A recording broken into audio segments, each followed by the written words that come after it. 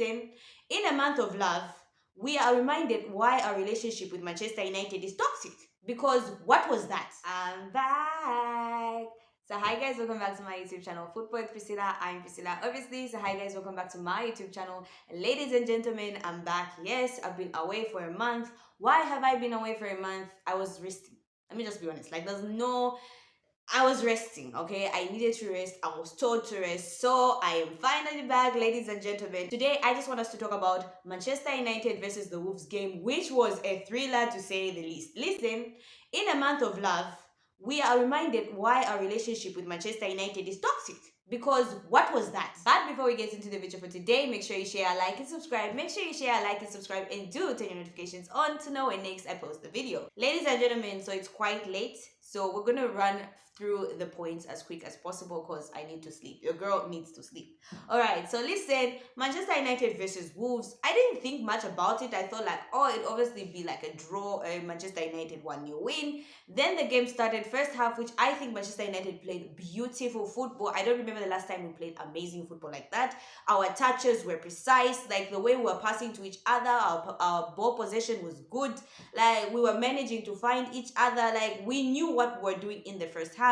And the fear was, I think for many of us, is can we do what we did in the first half in the second half? And the answer was no. Ladies and gentlemen, Manchester United only turned up in the first half. Second half, we don't know what happened. Like Wolves turned up and Manchester United went to sleep. So ladies and gentlemen, let's get into the points for today. The first point, Rasmus Hojlund is a natural number 9. Like he is what Manchester United have been looking for now. Granted, I know a lot of people say he's a kid, he can't carry us to the season, and I very much agree with you, but what a player we have in Rasmus Hojlund. I'm only bringing this because I know people are like, oh no, let's talk about Maino first. Like, we'll talk about Maino later, but I just want to talk about Rasmus because I'm always amazed by his positional awareness. Like, he's always found in and around the 18-yard area. Like, his anticipation of where the ball is going to come, his anticipation of what he needs to do is commendable. So I think we should give our flowers to Rasmus Hojlund. Like, how many goals? 4 goals in 5 games?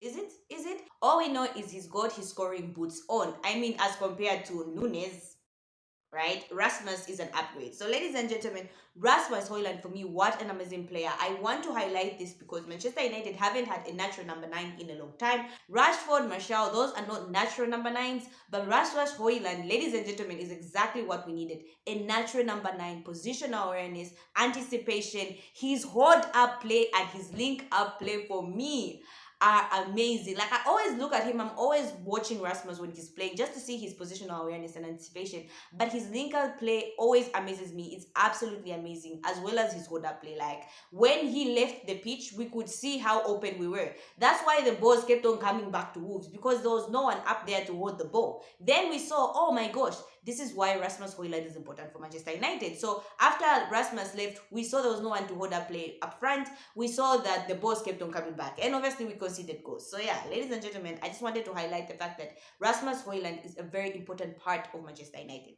Second point, the third point that I want us to talk about is Manchester United. We need to be clinical on goal.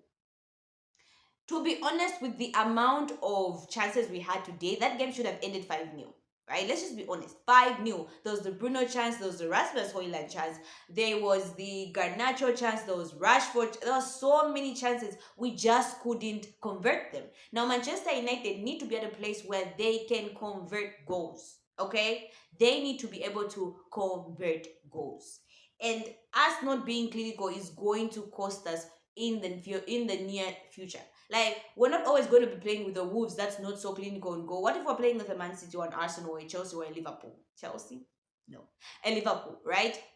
Liverpool is clinical. Man City, clinical. Arsenal, well. But we can't afford to not be clinical against big teams. So listen, ladies and gentlemen, Manchester United, I think for me, should work on their clinicalness. The other point that I want to talk about is the midfield was absolutely amazing for me first half, which the midfield of Kobe Maino, what a gem. Casemiro, and as well as Bruno Fernandes. I feel like when Casemiro, Kobe, and Bruno are playing, it unlocks Bruno in that he can move in anywhere and everywhere, and he doesn't really have to come back to track back on the midfield, as opposed to when we have Scott McTominay, Maino, and Bruno. Then our midfield is open because Scott in his head is a striker, clearly. Like for me, I believe it's time we convert Scott McTominay, ladies and gentlemen, to what he's supposed to be, which is a number 9. Like I think Scott McTominay is a striker at this point because how is that guy always scoring goals? Like that makes sense. So listen, ladies and gentlemen, the midfield was good in the first half. And I think that's the midfield 3 we should be going with, which is Kobe Maino, Casemiro, and Bruno Fernandes. I think that should be our midfield. Even though Casemiro is always sus because he's always getting yellow cards. And there's always a potential for him to get a red card. Like he's a red card magnet. But for me, the midfield was good. Another thing that I want to talk about, ladies and gentlemen, is the substitutions, which I think is what changed the game, right? Eric Ten Hag, I was ready to say Eric Ten Hag cost us the game. Like I was ready to title this 2024 Eric Ten Hag cost us another game. Like why?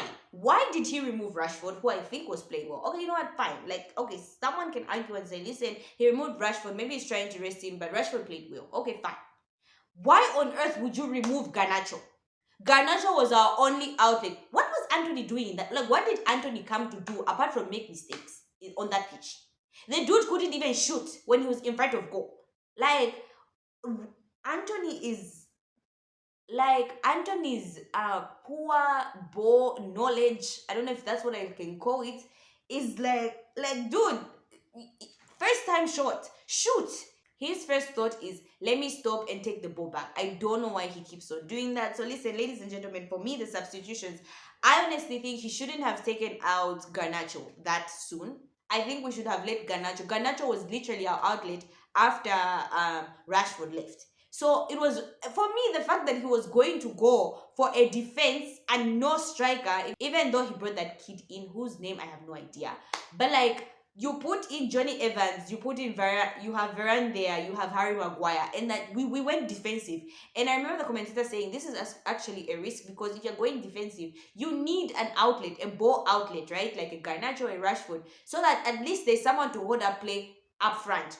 Anthony wasn't doing that, and I think Eric Ten Hag was kind of disappointed because maybe he assumed Anthony would be doing that. Anthony would be our outlet, but Anthony kept on losing the ball. And so, because we didn't have an outlet, the ball kept on coming. That's why Wolves was able to equalize, right? So, the substitutions for me, the Garnacho one did not make sense for me. I honestly knew that was a bad substitution. After I saw that, I was like, we're finished. Because there was no one to be our outlet. I think the Martinez substitution was okay. I don't know if he had a knock. Rashford, I think he should have stayed a little longer. Hojlund, I think it's okay considering we need to keep him and it looks like he's our main man since Manchester United don't want to make any, well, haven't made any transfers, right? What else? So I think for me, the substitutions were just let down. Like, tactically, if it weren't for Kobe Maino, right, we would have drawn or lost that game. There was so much time for us to lose that game. I think Eric Ten Hag jumped the gun too soon and took out the forward players very early.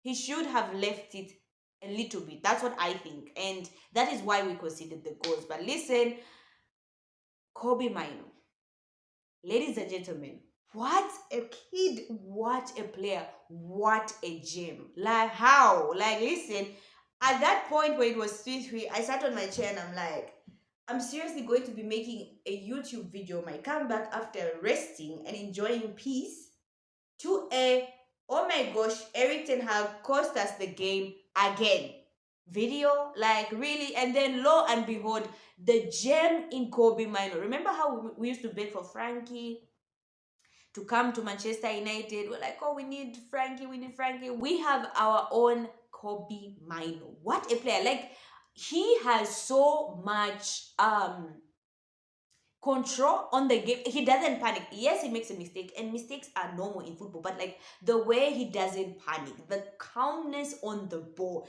that kid is one for the future. Listen, our future, ladies and gentlemen, is bright. Kobe Maino, Garnacho, Rasmus. Can you not see our future? Like, I am seeing the future. I'm already supporting the Manchester United team in the future before they even come.